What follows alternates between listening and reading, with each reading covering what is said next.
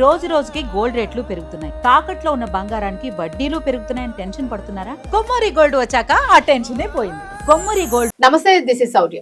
Professor Nageswara Rao. So ఈయన analysis చాలా మందికి కూడా అంటే చాలా డీప్ అనాలిసిస్ చేస్తారు. ఈయన చాలా పర్ఫెక్ట్ గా అనాలిసిస్ చేసి చెప్తూ ఉంటారు అని ఒక నమ్మకం ఉంది.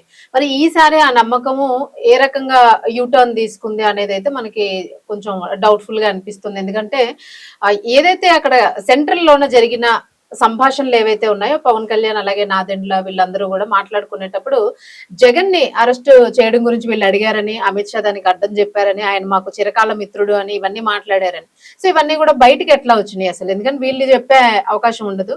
అది కూడా ఈయన వరకు ఎలా వచ్చింది అసలు ప్రొఫెసర్ నాగేశ్వరరావుకి? ఇది ఇప్పుడు జగన్ కి వైసీపీకి దీన్ని ఒక ప్లస్ పాయింట్ గా వాడుకోబోతుందా? ముందుకు ఎలా ఉండబోతుంది? నిజంగానే ఈ మ్యాటర్ లోపల డిస్కస్ చేశారా?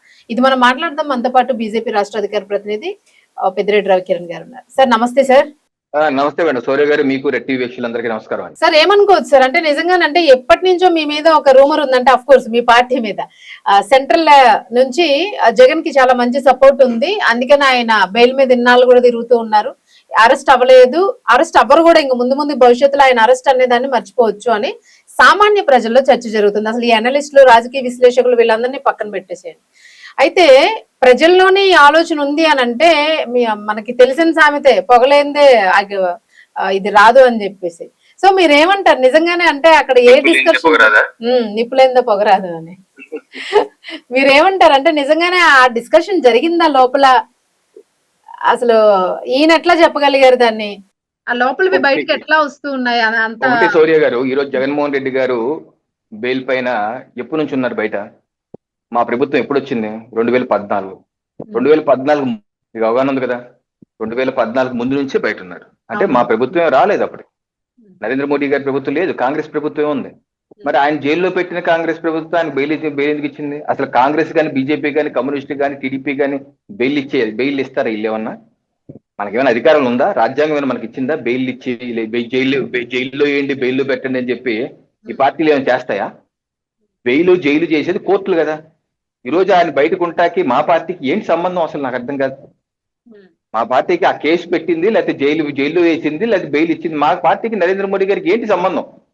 నేను ప్రొఫెసర్ నాగేశ్వరరావు గారిని అమిత్ షా గారు అన్ని మూసుకొని వెళ్ళొచ్చు ఇంక మీరు అని అన్నారని వచ్చింది. మరి అంత పెద్ద సెంట్రల్ మినిస్టర్ మీద అపవాద లేకపోతే ఆరోపణ దాన్ని మరి ఎట్లా తీసుకోవాలి మేము? అంటే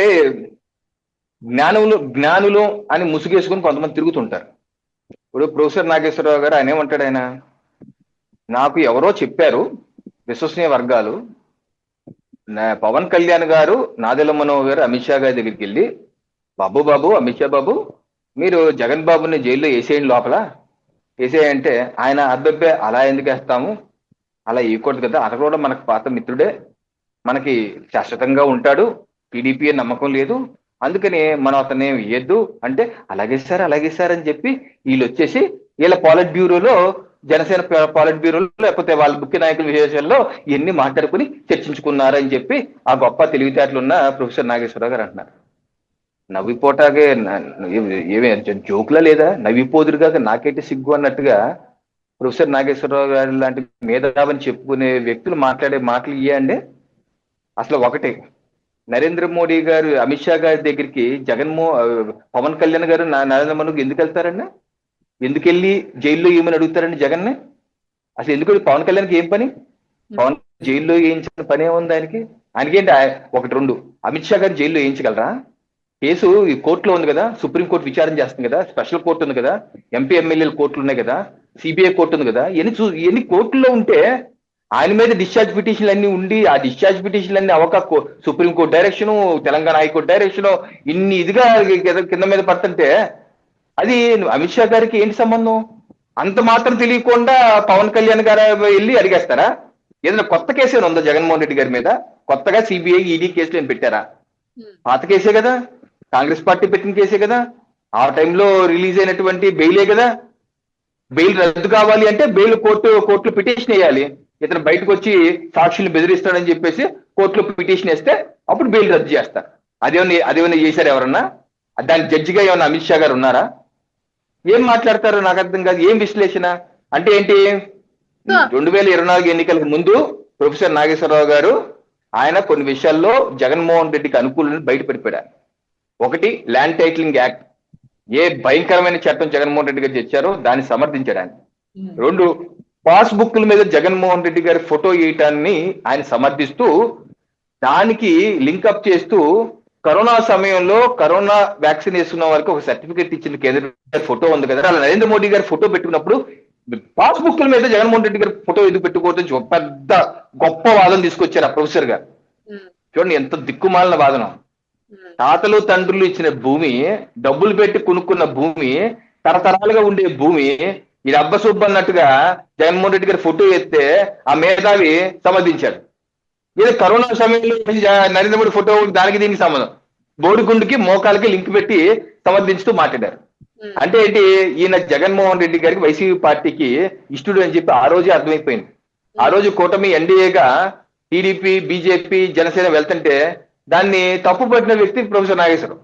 అంటే ఈ రోజు నేను అనుకుంటాం ఇది జగన్ వదిలిన అస్త్రమేమో, ప్రొఫెసర్ నాగేశ్వరరావు అనే అస్త్రాన్ని జగన్ వదిలిన బాణం.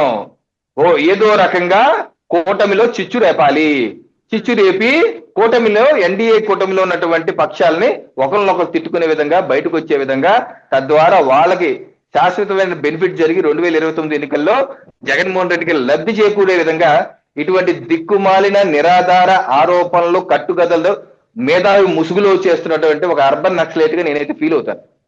నేను నా ప్రొఫెసర్ నాగేశ్వరరావు గారిని నేను స్టార్టింగ్ లో, అంటే ఇప్పుడు 2000, 2005 నేను రాజకీయాలు రాకముందు నేను సాఫ్ట్వేర్ ఇంజనీర్ గా పనిచేసే రోజుల్లో టీవీలో ఆయన విశ్లేషణ చూసేవాడిని, బాగా చేస్తానని చెప్పి అనుకునేవాడిని. అదే నేను రాజకీయాల్లోకి వచ్చాక అర్థమైంది ఆయన ఘన పార్టీ ఏ పార్టీతో అని, లెఫ్ట్ ఐడియాలజీతో నక్సల్ భావాలకి దగ్గరగా ఉండి, ఏదైతే కొంతమంది మేధావులు ఉంటారు హైదరాబాద్ లో, బయట మేధావులు లోపల మొత్తం చేసేయన్ని ఈ పనులు, ఆ ఐడియాలజీ డైరెక్ట్ గా చెప్పుకో. ఇప్పుడు మన టీవీలో చాలా మంది విశ్లేషణలు వస్తుంటారు, మన్యం కోటేశ్వరరావు గారిని, పాపారావు గారిని, వీరయ్య గారి, ఎవరున్నారు కమ్యూనిస్టులు అందరూ. కమ్యూనిస్టులు బట్టలు తీసేసి అనలిస్టులు ముసుగేసుకు వచ్చి కమ్యూనిస్ట్ భావజాలు చెప్తూ ఉంటారు. ఎందుకు ఓపెన్ చెప్పుకోవచ్చు కదా, అలాంటి బ్యాచ్ ఈయన కూడా. సో ఈ రకమైనటువంటి విద్వేషాన్ని ప్రోత్సహించే విధంగా ప్రొఫెసర్ నాగేశ్వరరావు గారు మాట్లాడటం అన్నది చాలా నీచమైనటువంటి వ్యవహారంగా నేనైతే భావిస్తున్నాను. రైట్ సార్, మొత్తానికి దీని మీద అయితే చాలా డీప్ చర్చ జరుగుతుంది. ఆయన నోరు జారిపోయారా, నోరు తుల్లిపోయారా, లేదా కావాలనే ఇప్పుడు ప్రొజెక్ట్ చేస్తూ ఉన్నారా? మీరు అన్నట్టు నిజంగానే ఇప్పుడు వైసీపీకి ఒక ఛాన్స్ ఆయన దానికి కొమ్ముగాసే ప్రయత్నం చేస్తున్నారా? అసలు ఎన్నో రకాలుగా చర్చ అయితే జరుగుతుంది. బట్ మీరు అన్నట్టు బీజేపీకి ఏంటి సంబంధం, ఇదొకటి ఇప్పుడు క్వశ్చన్ అయితే మీరు మా ముందు కూడా ఉంచారు ఇప్పుడు. సో దీని గురించి ఏమంటారు? అలాగే మీరు కాకుండా ఇంకా ఇతర బీజేపీ నేతల పైనుంచి ఎవరైనా దీని గురించి ఎవరైనా రెస్పాండ్ అయ్యారని ఎక్స్పెక్ట్ చేయొచ్చా సార్? నేనైతే చూడలేదు. బట్ ప్రొఫెసర్ నాగేశ్వరరావు గారి గురించి ఇంకా నేను రాష్ట్ర అధికార ప్రతినిధిని, రాష్ట్ర పార్టీ తరఫున మాట్లాడుతున్నాను. సో అందుకని మాట్లాడతాను కదా, ప్రొఫెసర్ రాజు నేను చెప్తే సరిపోతే అనుకుంటున్నాను. ఇంకా పెద్దోళ్ళు ఏమైనా మాట్లాడితే అప్పుడు చూద్దామండి. Right right, thank you.